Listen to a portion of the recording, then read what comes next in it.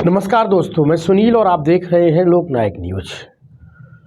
जौरा विधानसभा में लगातार कांग्रेस और भाजपा हो या बसपा हो, क्षेत्रीय स्तर पर अगर बात करें तो सभी जो दावेदार हैं टिकट के वो सक्रिय हो चुके हैं। गांव-गांव मिलना, लोगों से मिलना, उनकी समस्याएं सुनना, ये दौर अभी चल रहा है। लेकिन इस दौर में एक और बड़ा दौर है। हर पार्टी में एक लंबी कतार है टिकट वालों के लिए।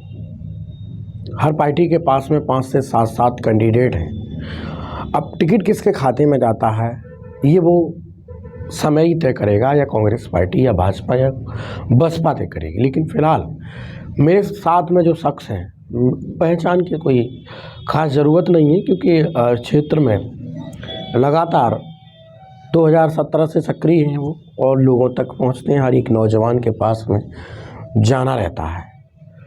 संजय यादव जी, अब इनकी पहचान आप जानते हैं कि कांग्रेस में एक अच्छे खासे पद पे भी हैं और पूर्व में कांग्रेस सरकार में मंत्री रहे उनके भतीजे भी हैं। जौरा से दावेदारी कर रहे हैं।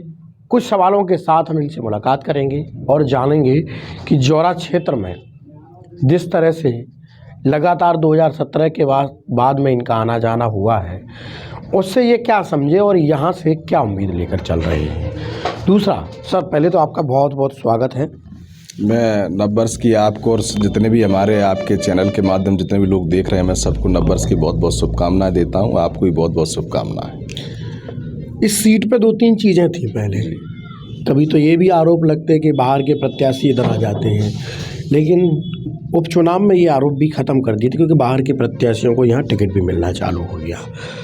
तो क्या लगता है, ये टिकट हमेशा से कांग्रेस का यहाँ इतिहास उठा के देखिए तो अधिक संख्या में यहाँ पर सामान्य वर्ग की दावेदारी रही। तो ये क्या कांग्रेस से ट्रेंड बदलेगी, या फिर ये जो टिकट के लिए लंबी कतार है वो केवल दिखावा है? देखिए, मैं सबसे पहले तो ये बता दूं कि अब चूँकि आपने बाहरी की बात की, तो मैं बाहरी इसलिए नहीं हूँ, मैं अपनी बात करूँ कि मैं जौरा हनुमान चौराहे पर जो शिशु मंदिर स्कूल था उसमें मेरी प्रारंभिक शिक्षा हुई, वहाँ मैं पढ़ा। और रही आपने कहा कि बाहरी को टिकट देते हैं या अंदर के को टिकट देते हैं, तो ये पार्टी के हमारे नेताओं को डिसाइड करना है कि किसको टिकट देना है, किसको नहीं देना। और रही बात आगे के टिकट की, तो निश्चित रूप में कमलनाथ जी हमारे नेता हैं और जिसको भी टिकट देंगे निश्चित रूप में कांग्रेस को जिताने का हम लोग काम करेंगे।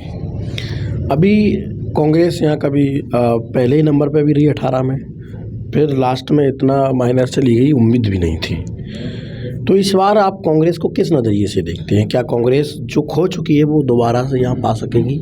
देखिए, 18 के चुनाव में तो यहाँ बनवारी लाल शर्मा जी जो हमारे पूर्व विधायक रहे, स्वर्गीय हो गए थे वो, तो वो जीते 18 के चुनाव को, बहुत अच्छे वोटों से जीत के गए। चूँकि उपचुनाव की बात थी, सरकार हमारी चली गई थी, गिर गई थी, और उस परिस्थिति में जब उपचुनाव हुआ तो निश्चित रूप में धनबल के आधार पर भाजपा के लोगों ने चुनाव लड़ा। बहुत सारे ऐसे कारण थे, पर आने वाले 2023 है और इस बार निश्चित रूप में यहाँ से कांग्रेस पार्टी का विधायक जीतेगा और मध्य प्रदेश में हमारी सरकार बनेगी।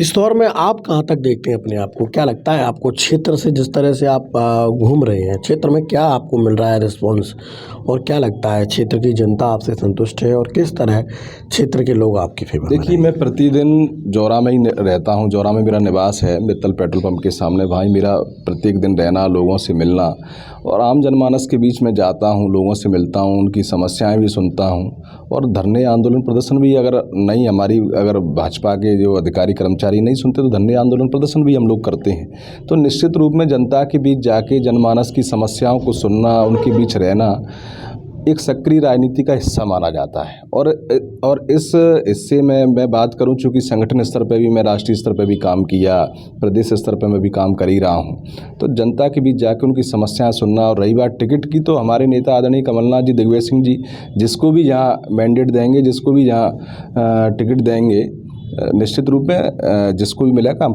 पूरी ताकत के साथ काम करेंगे। अभी भारत जोड़ो यात्रा जो चल रही थी, तो एक तरफ कोई कांग्रेस का कोई एक धड़ा गांव-गांव घूम रहा है भारत जोड़ो यात्रा लेके, और कुछ कांग्रेस के जो दावेदार हैं वो कहीं नज़र ही नहीं आते हैं। तो ऐसे में क्या ये माने कि जौरा में कांग्रेस अलग अलग धड़ों में बटी हुई है? देखिए, बिल्कुल नहीं बटी। कमलनाथ जी का, हमारे जो नेता हैं, उनका स्पष्ट कहना है कि प्रत्येक कार्यकर्ता अपने स्तर पर, अपने क्षेत्र में जाके, अपने जिस जगह आपका जुड़ाव है, जनता के साथ आपका लगाव है, उस जगह जाके आप काम करिए और कांग्रेस को मजबूत करने का काम करिए। मुझे लगता है जितने भी हमारे कार्यकर्ता हैं, पार्टी के नेता हैं, अपने अपने स्तर पर पार्टी को मजबूत करने का काम कर रहे हैं। इसमें धड़े वाली कोई बात ही नहीं बनती। अभी वर्तमान जो विधायक हैं वो लगातार ये दावा करते हैं कि जितना विकास भारतीय जनता पार्टी ने खासकर जौरा के लिए किया है वो आज़ादी के बाद कभी नहीं हुआ। और अभी ऐसा कोई बड़ा आंदोलन कांग्रेस ने खासकर सरकार के खिलाफ जौरा में नहीं किया जिससे ये लग सके कि वर्तमान विधायकों की नीति और रीति जो दोनों चीज़ें हैं वो अलग अलग। देखिए, मैं आपको बताऊं, चूँकि विधायक जी क्या कह रहे हैं, चूँकि उनकी पार्टी है, वर्तमान विधायक हैं, सरकार है, तो उनको अपनी सरकार का अपना खुद का पक्ष रखना है और रखना भी चाहिए। हर आदमी अपनी बात रखता है। और रही बात धरने आंदोलन प्रदर्शनों की, तो कई धरने आंदोलन प्रदर्शन तो मैंने भी किए। भारतीय जनता पार्टी की सरकार का विधायक जी की बात हो, बहुत सारी ऐसी जनमानस की समस्याएं हैं, विधायक जी से भी लोग खुश नहीं है, भाजपा से भी लोग खुश नहीं है। तो ये तो अपना अपना नज़रिया है। अब विधायक जी क्या कह रहे हैं, सरकार क्या कह रही है, ये अपना पक्ष रखे, पर मुझे नहीं लगता कि जनता जनार्दन में भाजपा के खिलाफ आक्रोश है, चूँकि धनबल के आधार पर बनी हुई सरकार है। और इस बार जनता ने ठान लिया है कि कमलनाथ जी के नेतृत्व में इस बार 2023 में कमलनाथ जी को मुख्यमंत्री बनाएंगे। अभी नव वर्ष जैसे ही लगा उससे एक दिन पहले क्षेत्रीय विधायक पूरे विधानसभा के सरपंचों को, पार्षदों को रणथंभौर घुमाने ले जाते हैं। एक तरफ, दूसरी तरफ कांग्रेस का नेता का जन्मदिन बड़े लेवल पर सेलिब्रेट होता है कैलारस में। तो ये क्या लोग क्या दिखाना चाह रहे हैं कि आपस में जिस तरह जनता को इकट्ठा करके एक शक्ति प्रदर्शन कर रहे हैं, ये उससे नहीं लगता कि मेन मुद्दों की राजनीति कोई नहीं कर रहा? देखिए, हर आदमी का अपना अपना निजी जीवन है। विधायक जी किसको घुमाने ले गए, ये उनका निजी जीवन वाली बात है, उनकी पर्सनल लाइफ है। किसी ने जन्मदिन मनाया, ये उनका पर्सनल है। मैं जन्मदिन मनाऊँ, आप मनाएं, ये हमारा आपका व्यक्तिगत है। पार्टी स्तर पर कोई कार्यक्रम होगा तो निश्चित रूप में सार्वजनिक होगा। अगर हम व्यक्तिगत को जोड़ें तो मुझे नहीं लगता कि मुझे इस विषय पर बात करना चाहिए। जिसका भी जन्मदिन था, मुझे लगता है शायद हमारे नेता आदरणीय वृंदावन सिकरवार जी का जन्मदिन था, तो इसमें कोई धड़े वाली बात नहीं है। विधायक जी सूबेदार सिंह सिकरवार जी किसी को अगर बाहर घुमाने ले जाते हैं तो ये उनका निजी मामला है। इसमें राजनीति की तो मुझे कोई बात लगती नहीं है। तो इस विषय में तो मुझे लगता है कि कुछ मुझे कहना भी नहीं चाहिए। ये मेरा निजी वो है। और बाकी आप, लेकिन जनप्रतिनिधियों को ही घुमाने क्यों ले जाते हैं? अगर जनता को ले जाए तो एक बात अलग थी, उस वजह से राजनीति है। ये तो क्षेत्र की जनता देख ही रही है। अगर विधायक जी जनमानस की नहीं सुन रहे और कुछ चुने हुए प्रतिनिधियों को बाहर घुमाने ले जा रहे हैं तो जनता 2023 के चुनाव में हिसाब किताब बराबर कर लेगी। इसमें मैं अब क्या कहूँ इस विषय में, ये तो जनता जनार्दन को तय करना है।